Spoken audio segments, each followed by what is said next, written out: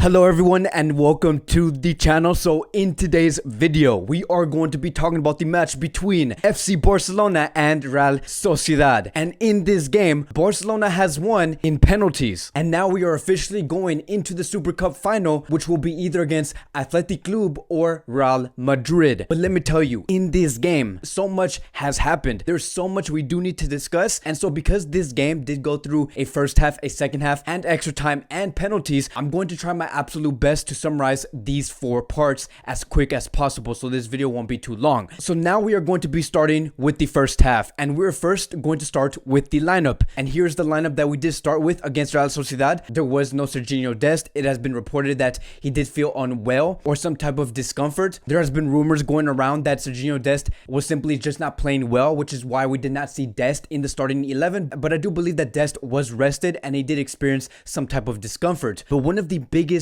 misses that we have seen in this starting 11 was Lionel Messi. Messi did also feel some type of discomfort on his left thigh, which in the end, in the very last minute, it was official that Messi was not going to be participating in this game at all. And the fact that Messi was not going to be in the starting 11 nor the bench, I do believe that that is where all the nervousness did kick in. And I'm not talking about for us fans, I'm talking about for FC Barcelona, the players, because the fact that Koeman and his players were going to go into this semifinal with a specific game plan to use Lionel Messi, and then only for about 5 to 15 minutes before the match it was going to be announced that Messi was not going to be playing in this game, you better bet that Koeman had to re-strategize the whole way Barcelona was going to be approaching Real Sociedad. But that is where we as fans wanted to question Barcelona. How was Barcelona going to act with Messi being injured? Who was going to step up? And the main reason why this is such a big important topic to talk about is because when we did head into the first half, it really did take a long time for Barcelona to kick in. It was just like warming up a car. You want to warm up the car before you do start and drive on the road. This is exactly what happened to Barcelona. It did take some time for them to warm up in order for them to fully function. And it was due to multiple reasons. I do believe that it was because without Lionel Messi, there was a huge tactical shift that had to be made within Koeman's system, which is why we did see within the first 15 to 20 minutes, Barcelona struggling to even test the goalkeeper. But within those first 15 to 20 minutes, like we do explain in every video, the main source of attack continued to be Dembele. When Barcelona as a whole, as a collective, is not performing the way they should, Dembele usually ends up being Barcelona's plan A. And that is what we did see within the first 15 to 20 minutes. But after those 20 minutes were over, that is where Barcelona finally kicked in their game. And we did see Frenkie de Jong get into the mix. We saw Antoine Griezmann. We saw Pedri. These three players specifically started to be way more involved in this game. And then we slowly started to see Barcelona playing as a unit. And in those last 15 minutes of the first half, it was Barcelona's game. We saw Pedri dispossess the ball many times from the opposition. We saw Griezmann tracking back. We saw De Jong helping the attack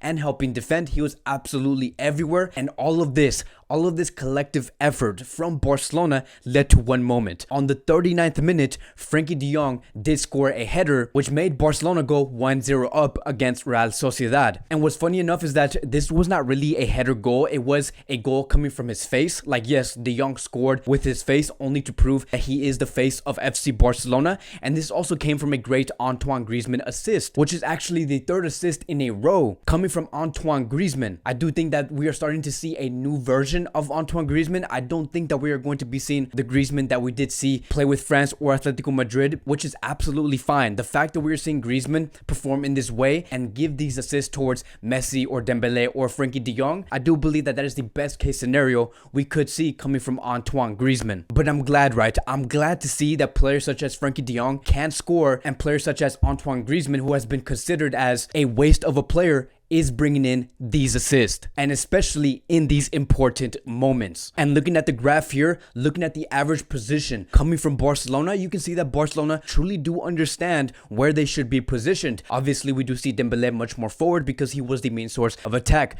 We saw Antoine Griezmann, Frenkie de Jong, and Pedri and Sergio Busquets really hold in the midfield together, which is why we do see them very, very close in the middle of the pitch. But overall, it was a great display coming from Barcelona. But now, I do want to head towards the second second half. And we're not going to spend too much time on the second half because I do believe that all of the action did come after the second half. But in the second half, one of the biggest things to note from this Barcelona team is that, yes, the ceiling is very high for Ronald Koeman's Barcelona. When Barcelona is playing very, very well, when everyone is attacking, when everyone is involved, Barcelona play very, very well. But the problem is this: Barcelona do need to prioritize how to keep that level and that tempo throughout the whole 90 minutes. But within the second half of a semifinal, that was not the case. Barcelona dropped down a level, and that is what we did see throughout the second half. It was a very leveled match between Barcelona and Real Sociedad. For some reason, I feel like Barcelona did not learn within that 15-minute break that if Barcelona continued to pressure Sociedad in the final third area, it would lead towards a goal. But Barcelona did not do that. And then on the 50th minute, unfortunately, we did see Frenkie de Jong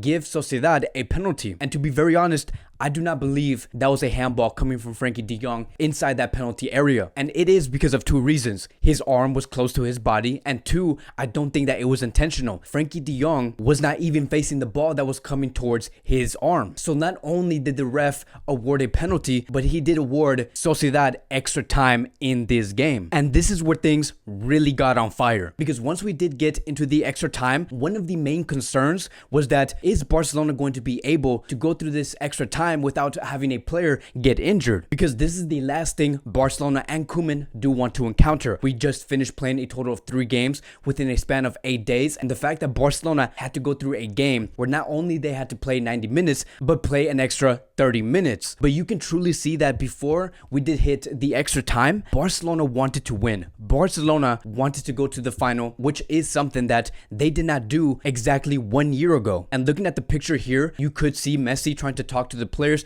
to all the youngsters, saying that, look, this is the way we need to attack, this is the way we need to be positioned and defend. And that is it, right? Barcelona and Lionel Messi wanted to win this game. They wanted to go to the final. They want to win a trophy in January because they know that there is so much to benefit from winning a trophy before we do head towards the round of 16 or continue to go through La Liga. So within the extra time, Ronald Koeman made 2 substitutions, and it was Riqui Puig and Pjanic. 2 substitutions where I believe was very important for Barcelona to continue to play at such a high tempo. Yes, it did make sense for Busquets to go out and replace him for Pjanic, and then we did see Riqui Puig coming in for Pedri, and that was a huge moment, right? The fact that we saw Ronald Koeman put in Riqui Puig in a semi-final match during an extra time where Barcelona needed to score a goal was a huge moment between the relationship of Riqui Puig and Ronald Koeman. Because this was a moment where we can finally say, this is Riqui Puig's time. This is the time where Riqui Puig can finally prove towards Ronald Koeman that he can get things done, and he can bring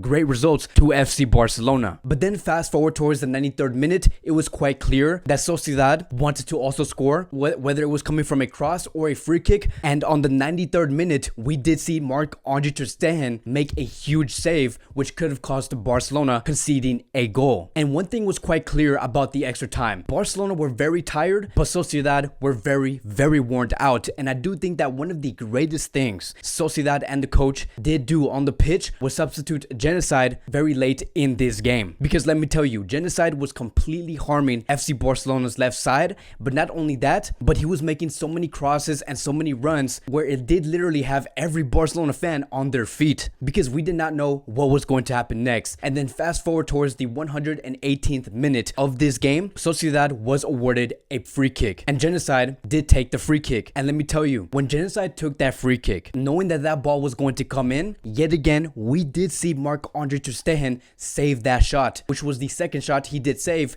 in extra time. And there is no words to explain just how important Marc-Andre Ter Stegen really is, because if you were to go back and look at those saves, there is no other goalkeeper that can do that. I truly believe that if Barcelona had some other goalkeeper in the world, Barcelona would not even be in the final. But it continued to be 1-1 through extra time, and Barcelona did have to go through penalties. And ladies and gentlemen, when the penalties do come to Barcelona, there is one player we really do hope can peak at the right moment, and that is Marc-Andre Ter Stegen. And let me tell you, within the first 2 penalties that Sociedad did make, Ter Stegen did save both shots. And again, who else is going to be saving these type of penalties for FC Barcelona? The fact that Ter Stegen is probably the best goalkeeper in the world and is playing for FC Barcelona, it is such a blessing. I'm going to continue to say this and say it over and over again. If Barcelona did have a different goalkeeper at this moment, Barcelona would not be in the final at the moment. And we did see Barcelona and Sociedad miss some penalties just to end it with Riqui Puig sealing the game and advancing Barcelona towards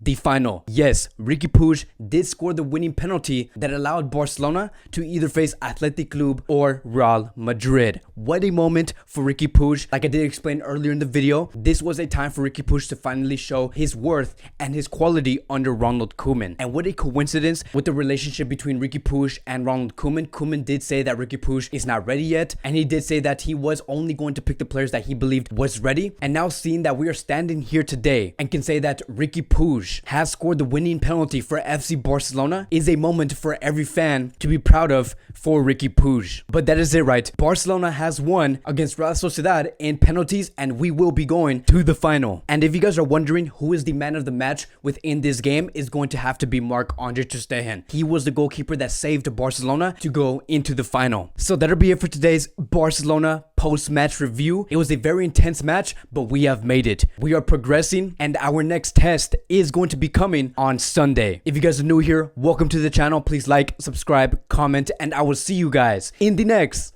video.